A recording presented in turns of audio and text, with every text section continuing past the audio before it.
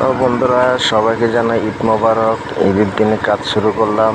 আবার মাশরুম খড় তো করি নাই, এবার কাঠের গুঁড়ো দিয়ে মাশরুমের প্যাকেট তৈরি করলাম। এই যে দেখেন, এই যে সব এখানে হচ্ছে কাঠের গুঁড়া, গমের ভুসি, চুন, তারপরে কিছু শুকনো খড় দিয়ে মিক্স করা। এখানে হচ্ছে প্যাকেটের সাইজ হচ্ছে 1 কেজি সিলিন্ডার হবে, এটা 1 কেজি প্যাকেট। প্যাকেটের সাইজ হচ্ছে 7/14। ওটা হচ্ছে মিনিমাম 1 কেজি হবে, সাইজ হাফ কেজি না। এটা হচ্ছে এগুলো দিয়ে ডাবল পিপিতে ভরে তারপর এবার ঝাঁকড়া নিয়ে দিতে হবে, যাতে ওইগুলো থাকে।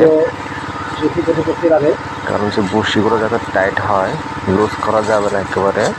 এভাবে 2 ভাঁজ করে দিতে হবে, যাতে ওই যে বাজের ভিতরে যাতে না যায়, বড়শিগুলো না যায়। এভাবে করতে করতে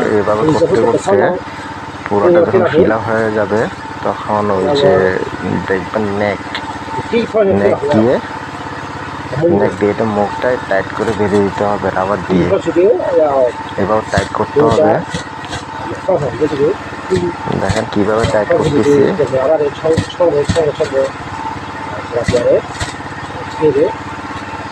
এবার টাইট করতে হবে, টাইট করে এবং কি 2 হাত দিয়ে চাপ দিতে হবে যাতে টাইট হয়। এই যেভাবে দেখেন, এভাবে চাপ দিতে হবে যাতে না থাকে, লুজ না থাকে।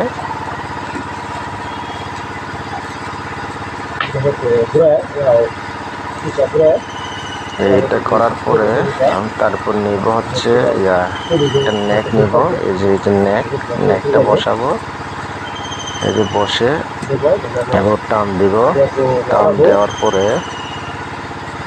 টান দিলে হচ্ছে, কারণ হচ্ছে পুরাটা ফিনিশিংটা চলে আসে, এমনকি টাইট হয়।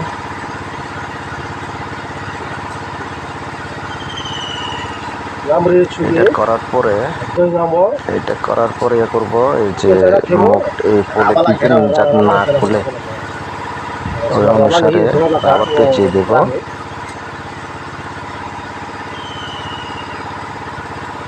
এখানে কিভাবে রাবার পেঁচানো হয়, এবার আবার পেঁচিয়ে কমপ্লিট করব। দেখেন এই যে পুরোপুরি 1 কেজি স্পন প্যাকেট তৈরি হয়ে গেছে।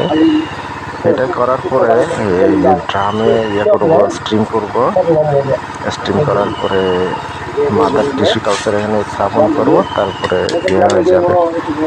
তারপর আস্তে আস্তে 1 মাসের মধ্যে আমার মাশরুমের স্পনটা তৈরি হয়ে যাবে।